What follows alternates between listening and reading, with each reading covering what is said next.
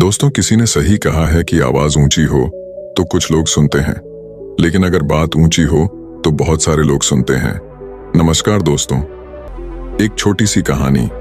ये कहानी एक लड़के की 24 साल का लड़का जो सेठ के यहाँ पर नौकरी करता था। उसके माँ बाप इस दुनिया में नहीं थे। जिंदगी बड़ी परेशानी में चल रही थी। वो जाता था, रोजाना पैसे कमा करके घर आता था, खाना बनाता था, खाता था, सो जाता था। एक दिन उसने देखा कि एक बूढ़ा फकीर अपनी पीठ पर 3 ठेले लेके एक शहर से दूसरे शहर की ओर जा रहा था। वह काफी बूढ़े भी थे और काफी देर से वह यूं ही सफर कर रहे थे और आखिरकार कुछ दूर और सफर करने के बाद वह चलते चलते थक कर एक पेड़ के नीचे बैठ गए। तभी उनकी नजर एक नौजवान युवक पर पड़ी जो उसी रास्ते से जा रहा था और वह भी उसी दिशा में जा रहा था जिस दिशा में उन बूढ़े फकीर को जाना था। तभी वह लड़का उन बूढ़े फकीर के पास से होकर गुजरा। इस पर वह फकीर उस लड़के से कहते हैं, सुनो बेटा, क्या तुम मेरी थोड़ी सी मदद कर सकते हो? ये ठेला बहुत भारी है और मैं बूढ़ा हो चुका हूं। मैं ज्यादा समय तक इनका बोझ नहीं उठा सकता और मैं बहुत थक भी चुका हूं। तो क्यों ना तुम मेरे एक ठेले को ले लो और मुझे उस दूसरे गांव तक पहुंचा दो। इसके बदले में मैं तुम्हें 3 स्वर्ण मुद्राएं दूंगा। वह लड़का उन फकीर की सारी बातें सुनता है और उन फकीर से कहता है, कोई बात नहीं बाबा, मैं आपकी मदद करने के लिए तैयार हूं। कहिए आपको कहां जाना है? ऐसा कहकर उस लड़के ने उन फकीर का एक ठेला उठा लिया और अपने कंधे पर ले लिया। तभी उस जवान लड़के को यह एहसास हुआ कि यह ठेला तो सचमुच बहुत भारी है। वह लड़का और फकीर दोनों रास्ते में आगे की ओर बढ़ चले। कुछ दूर आगे चलने के बाद देखते ही देखते वह गांव खत्म होने लगा और अब एक सुनसान रास्ता आगे की ओर जा रहा था। वे दोनों अपने मार्ग में मस्त होकर आगे की ओर बढ़ रहे थे। जब भीड़ से पूरी तरह से अलग हो गए तो वह लड़का उन फकीर से कहता है, बाबा, इस ठेले में आखिर ऐसा क्या रखा है जो ये ठेला इतनी वजन है? इस पर वह फकीर आदमी उस लड़के को जवाब देते हुए कहते हैं, कुछ नहीं बेटा, बस इसमें तांबे के कुछ सिक्के भरे हुए हैं, इसी कारण ये ठेले में बहुत वजन है। उन फकीर की यह बात सुनकर वह लड़का मन ही मन सोचने लगा, लगता है ये बाबा जरूर कोई व्यापारी है, तभी तो इतने सारे तांबे के सिक्के लेकर चल रहे हैं। और फिर तभी उसके मन में एक ख्याल आया कि मुझे क्या करना है। मुझे तो खाली यह ठेला दूसरे गांव तक पहुंचा है, बस इतना ही। जैसे ही उसके मन में यह ख्याल आया, उसने तांबे के सिक्कों का वह ख्याल मन से निकाल दिया और अपनी धुन में मस्त होकर वह आगे की ओर चलने लगा। चलते चलते कुछ और समय बीता और वे दोनों एक नदी के किनारे जा पहुंचे। वह लड़का हट्टा कट्टा था और काफी चुस्त और तंदुरुस्त भी था, इसलिए वह बिना सोचे समझे उस नदी में उतर जाता है। किंतु वह फकीर अब भी किनारे पर ही खड़े थे। इस पर वह लड़का उन फकीर से कहता है, क्या हुआ बाबा, चलिए आइए, हमें यह नदी पार करनी होगी, तभी तो हम उस गांव तक पहुंच पाएंगे। इस पर वह फकीर उस लड़के से कहते हैं, मैं जानता हूं बेटा कि हमें यह नदी पार करनी ही होगी, लेकिन जैसा कि तुम जानते हो मैं अब बूढ़ा हो चुका हूं और 2-2 ठेले लेकर मैं यह नदी पार नहीं कर सकता। कहीं मेरा पांव फिसल गया तो क्या होगा? क्या तुम मेरी एक और गठरी ले सकते हो? मैं तुम्हें इसके बदले भी 3 स्वर्ण मुद्राएं दूंगा। इस पर वह लड़का मुस्कुराते हुए उन फकीर से कहता है, बाबा, आप मुझे शर्मिंदा कर रहे हैं। यदि आप मुझे स्वर्ण मुद्राएं ना भी दें तो भी मैं आपका कार्य अवश्य करूंगा। मैं आपको उस दूसरे गांव तक जरूर पहुंचाऊंगा। इस पर वो फकीर मुस्कुराते हुए उस लड़के से कहते हैं, बेटा, तुम तो बड़े ही भले इंसान लगते हो। इतना कहकर उन्होंने वह दूसरी गठरी भी उस लड़के को थमा दी। उस लड़के ने जब वह दूसरी गठरी अपने कंधे पर रखी तो वह गठरी भी उसे बहुत ज्यादा भारी लगी, लेकिन उसने वहां पर कुछ नहीं कहा। जैसे तैसे उन दोनों ने नदी पार की। नदी पार करने के बाद बातों बातों में ही उस लड़के ने उन फकीर से कहा, बाबा, आखिर इस दूसरी गठरी में क्या है? ये गठरी भी बहुत वजन है। इस पर वह फकीर उस लड़के को जवाब देते हुए कहते हैं, बेटा, इसमें चांदी के सिक्के हैं, इसी कारण यह गठरी भी बहुत वजन है। उन फकीर की यह सारी बातें सुनकर अब उस लड़के का दिमाग तेजी से काम करने लगा था। वह यह सोच रहा था कि एक ठेले में तांबे के सिक्के हैं और दूसरी में चांदी के। ऐसा प्रतीत होता है मानो यह फकीर बाबा कहीं दूर से आ रहे हैं और उन्होंने अपनी सारी जमीन जायदाद बेचकर ये सारे सिक्के इकट्ठे किए हैं। तभी तो वह इतना धन लेकर चल रहे हैं। लेकिन वह लड़का उन फकीर से कुछ नहीं कहता और वे दोनों चुपचाप मार्ग में आगे की ओर बढ़ते चले जाते हैं। कुछ दूर आगे बढ़ने के बाद एक बार फिर एक सुनसान राह आती है। उस सुनसान रास्ते को देखते ही उस लड़के के मन में तरह तरह के विचार उत्पन्न होने लगे। वह यह सोचने लगा, अरे यह तो सुनसान जगह है। अगर मैं ये सिक्के लेकर यहां से भाग जाऊं तो ये फकीर मुझे कब तक दौड़ाएंगे। मुझे नहीं लगता कि मुझे कभी पकड़ पाएंगे और यहाँ पर कोई है भी नहीं जो इनकी मदद कर पाए। और वैसे भी ये बहुत सारे सिक्के हैं, मैं इनसे एक अच्छी दुकान खरीद सकता हूँ, अपना नया व्यापार शुरू कर सकता हूँ। और वैसे भी ये बूढ़ा फकीर अब इन पैसों का क्या करेगा, इससे अच्छा तो मैं ही इन्हें रख लेता हूँ। वह लड़का यह सब बारे में सोच ही रहा था, तभी अचानक उसे खुद पर आश्चर्य हुआ।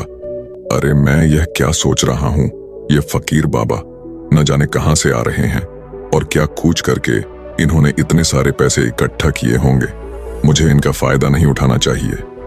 नहीं नहीं, मुझे ऐसा नहीं करना चाहिए।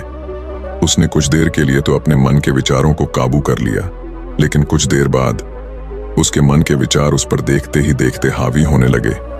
वह लड़का 2 ठेले लेकर उन फकीर के पीछे पीछे चल रहा था और कुछ दूर आगे चलने के बाद एक पहाड़ी आई। इस पर वह फकीर बाबा उस लड़के से कहते हैं, बेटा यह पहाड़ी मैं नहीं चढ़ पाऊंगा। मैं काफी बूढ़ा हो चुका हूं और मेरे घुटनों में भी दर्द रहता है। यदि तुम मेरी तीसरी गठरी भी ले लो तो मैं तुम्हें 3 और स्वर्ण मुद्राएं दूंगा, लेकिन याद रखना इसे कहीं गिराना मत, कहीं ये गठरियां खुल ना जाए। इस पर वह लड़का उन फकीर से कहता है, क्यों बाबा, आखिर इसमें ऐसा क्या है। इस पर वह फकीर उस लड़के से कहते हैं, बेटा इसमें स्वर्ण मुद्राएं हैं। यह सुनकर वह लड़का मन ही मन बहुत प्रसन्न हुआ। उसने चुपचाप वह गठरी भी उन फकीर से ले ली और देखते ही देखते वे दोनों मार्ग में आगे की ओर बढ़ने लगे। अब वह फकीर बिना कोई वजन लिए हुए आराम से पहाड़ की चढ़ाई पर चढ़ रहे थे, किंतु वह नौजवान लड़का जो पीछे था वह वजन के कारण बहुत धीरे धीरे चल पा रहा था। लेकिन जब से उसने सोने का नाम सुना था उसका मन तो छलांग मार रहा था। वह मन ही मन सोच रहा था, अगर मुझे यह सारा धन मिल जाए तो मेरा पूरा जीवन तो आराम से कट जाएगा। वैसे भी यह बाबा तो बूढ़े हो चुके हैं, भला इन्हें इतने पैसों की क्या जरूरत है, इनका जीवन तो वैसे भी कट चुका है। मैं एक काम करता हूँ, यह सारे पैसे लेकर यहाँ से भाग जाता हूँ। लड़के के मन में अनगिनत विचार उठ रहे थे। लड़के का मन अब उसकी बुद्धि पर पूरी तरह से हावी हो चुका था और उस लड़के का मन अपनी बात को सही साबित करने के लिए उससे कुछ भी कह रहा था। और तभी उस लड़के के मन में एक और विचार उत्पन्न हुआ और अब की बार वह लड़का यह सोच रहा था, लगता है यह फकीर बाबा कोई चोर है, वरना इनके पास इतनी सारे स्वर्ण मुद्राएं कहां से आएंगे। अगर ये कोई व्यापारी होते तो भला ये इस तरह से पैदल यात्रा तो नहीं करते, और अगर इनके पास इतने सारे पैसे थे तो ये कोई ना कोई साधन भी तो अवश्य कर सकते थे। लगता है ये कोई चोर है और चोर से चोरी करने में भला क्या बुराई है। ये सोचता हुआ वह लड़का अब उन फकीर से तेजी से आगे की ओर बढ़ रहा था और देखते देखते वह फकीर से आगे भी निकल चुका था। और वह यह सोच रहा था कि जैसे ही इस पहाड़ की ढलान आएगी मैं 3 गठरियां लेकर भाग जाऊंगा। इससे ये सारे पैसे मेरे हो जाएंगे और मेरी गरीबी भी हमेशा हमेशा के लिए दूर हो जाएगी। मैं जो चाहूंगा मैं वो कर पाऊंगा, मेरे पास बहुत सारा धन होगा। और देखते देखते वह दोनों पहाड़ की चोटी पर पहुंच गए और अब ढलान का रास्ता शुरू होने वाला था। तभी वह लड़का उन फकीर से नजरें बचाकर वह 3 गठरियां लेकर भागता हुआ आगे बढ़ गया। अब उसे अपना शरीर बहुत हल्का महसूस हो रहा था, मानो उसे उन 3 ठेलों का वजन तक न मालूम पड़ रहा हो। काफी दूर दौड़ते दौड़ते किसी तरह से वह अपने आप को बचते बचाते अपने घर पहुंचा। उसकी खुशी का कोई ठिकाना नहीं था। उसने सोचा, क्यों ना मैं जल्दी जल्दी इन गठरियां में से वो सारे पैसे निकाल लूं। यह सोचकर जब उसने गठरियां खोली तो पहली गठरी में उसे लोहे से जंग भरे हुए सिक्के मिले। यह देखकर उसे यकीन नहीं हुआ। इस पर उसने फटाफट दूसरी गठरी भी खोल डाली, उसमें भी उसे लोहे के जंग लगे हुए सिक्के ही निकले। यह सब देखकर वह लड़का बड़ा हैरान था। आखिर यह सब क्या हो रहा है? उन फकीर ने तो मुझसे और ही कुछ कहा था। अब उसने वह सोने वाली गठरी खोली और उसमें भी लोहे के जंग लगे हुए सिक्के ही निकले। यह देखकर वो लड़का बड़ा क्रोधित हुआ। उसने सोचा, उन फकीर ने मुझसे झूठ क्यों कहा? उन्होंने मुझसे ऐसा क्यों कहा कि एक में तांबे के सिक्के हैं, एक में चांदी के और तीसरे में स्वर्ण मुद्राएं हैं? वह यह सब सोच ही रहा था कि तभी उसकी नजर उस थैले में पड़े एक पत्र पर पड़ी।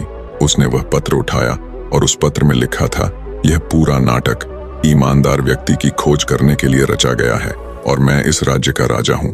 मेरी कोई संतान नहीं और इसीलिए मैंने यह षड्यंत्र रचा है ताकि मैं अपने राज्य में किसी एक ऐसे ईमानदार व्यक्ति की खोज कर सकूं जो मेरे बाद इस राज्य का राजा बन सके और इस राज्य भार को संभाल सके। और इस राज्य का भार वही संभाल सकता है जो पूरी तरह से ईमानदार हो, जिसके मन में किसी प्रकार का कोई लालच ना हो। इतना पढ़ते ही वह लड़का जोर जोर से चिल्लाने लगा। वह सर पकड़कर बैठ गया। वो यह जानता था कि यदि वह अपने मन के विचारों पर काबू कर लेता तो उसका जीवन संवर सकता है, लेकिन वह अपने मन के विचारों पर काबू नहीं कर पाया। दोस्तों, महात्मा बुद्ध कहते हैं कि मन ही सब कुछ है।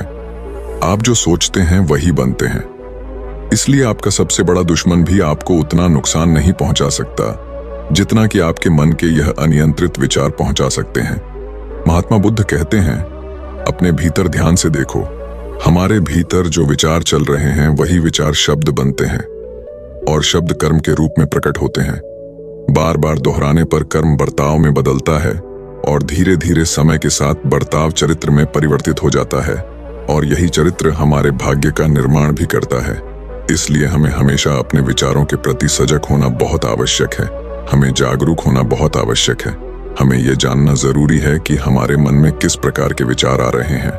आगे महात्मा बुद्ध कहते हैं कि कमजोरी हमेशा छोटे विचार से शुरू होती है। यह एक बीज के रूप में होती है और यदि इस बीज को नष्ट न किया जाए तो यह छोटा सा विचार बहुत जल्द ही एक विशाल वृक्ष का रूप ले लेता है और हमारी बुद्धि की सोचने और समझने की क्षमता को पूरी तरह से नष्ट कर देता है। जिस प्रकार आपने इस कहानी में देखा किस प्रकार उस जवान लड़के का मन उस पर हावी हो चुका था और उसकी सही और गलत सोचने की क्षमता पूरी तरह से नष्ट हो चुकी थी, जिस कारण वह यह समझ नहीं पाया कि उसे क्या करना चाहिए और उसके लालच ने उसके भीतर इतनी ऊर्जा भर दी कि वह तीनों ठेले उठाकर इतनी तेजी से वहां से भागता आगे भी बढ़ गया।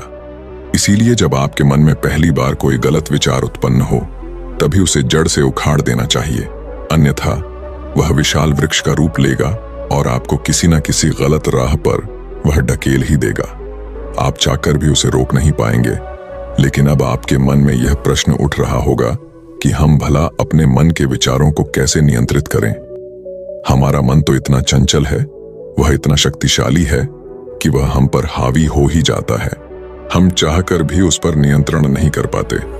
इसका जवाब में महात्मा बुद्ध हमें दो बातें समझाते हैं। पहली बात, सही इरादा विकसित करो। कई बार आपने देखा होगा कि आपके मन में कुछ और होता है किंतु आप कहते कुछ और है, क्योंकि आपके मन के भीतर जो कुछ बसा है वही आपके मुख से बाहर भी निकल रहा है। लेकिन जब हमसे वह गलती हो जाती है तो उसके बाद हमारा मस्तिष्क अच्छी तरह से काम करना शुरू कर देता है।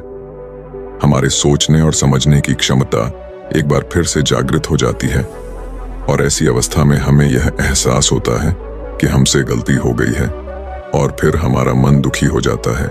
हमारा मन अफसोस से भर जाता है और इस भारीपन और दुख से बचने के लिए महात्मा बुद्ध हमें सही इरादा विकसित करने के लिए कहते हैं।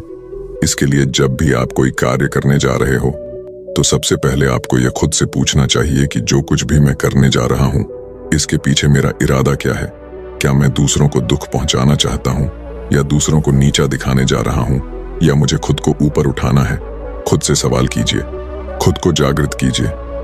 जब आप इरादों के प्रति सचेत होने लगेंगे, जब आप विचारों के प्रति सजग होने लगेंगे, तभी आपके भीतर सकारात्मक ऊर्जा का प्रवाह होगा। तभी आप सकारात्मक इरादों से जुड़ने लगेंगे और आपके मन के भीतर बसी हुई वह नकारात्मक ऊर्जा और नकारात्मक इरादे दिन ब दिन कम होने लगेंगे। परंतु याद रहे, आपको यह हर रोज करना होगा और आपको यह हमेशा ध्यान रखना होगा कि आपको केवल अच्छा सोचना है। आपके इरादे हमेशा अच्छे होने चाहिए, तभी आप दुख और तकलीफों से बच सकते हैं। अन्यथा आप इसी तरह से दुख और तकलीफों में घिरे ही रहेंगे और आप कभी इससे निकल नहीं पाएंगे। दूसरी बात, मन के प्रति सजगता विकसित करो, जिससे आपका मन देखते देखते शांत होगा और आपके मन के भीतर बसी हुई वह नकारात्मक ऊर्जा, नकारात्मक विचार खत्म होने लगेंगे और आप शांति की ओर आगे बढ़ेंगे। और आपको इसके लिए बस इतना ही करना है कि इस पल में जो कुछ भी हो रहा है, आपकी आंखों के सामने आपके भीतर जो कुछ भी जैसा भी चल रहा है, बस उसे देखते रहना है। अपने मन के अच्छे बुरे विचार, अपनी भावनाएं और अपनी यादों पर बिना प्रतिक्रिया दिए उन्हें केवल देखते रहना है, जिससे आपके मन के सारे विचार देखते ही देखते खत्म होने लगेंगे। आपका मन खाली होने लगेगा और आप नकारात्मक विचारों से न सोच से बच सकते हैं और आप इन दुख और तकलीफों से भी दूर रह सकते हैं। इसीलिए महात्मा बुद्ध कहते हैं, जो स्वयं को देखता है वही सबसे बड़ा तपस्वी है। अर्थात जो अपने मन में चल रहे उन विचारों को बिना प्रतिक्रिया दिए हुए केवल देखता है और उन पर कोई भी प्रतिक्रिया नहीं करता, बस उन्हें देखता और समझता है, वास्तविकता में वही मन पर नियंत्रण भी कर सकता है और वही अपना जीवन सुखी और खुशहाली तौर पर जी सकता है। इसलिए यदि आप भी अपने जीवन को सुखी और खुशहाल बनाना चाहते हैं, तो आपको सबसे पहले अपने मन पर नियंत्रण साधना ही होगा। अपने मन को खाली करना ही होगा। अपने मन के विचारों के प्रति आपको सजग होना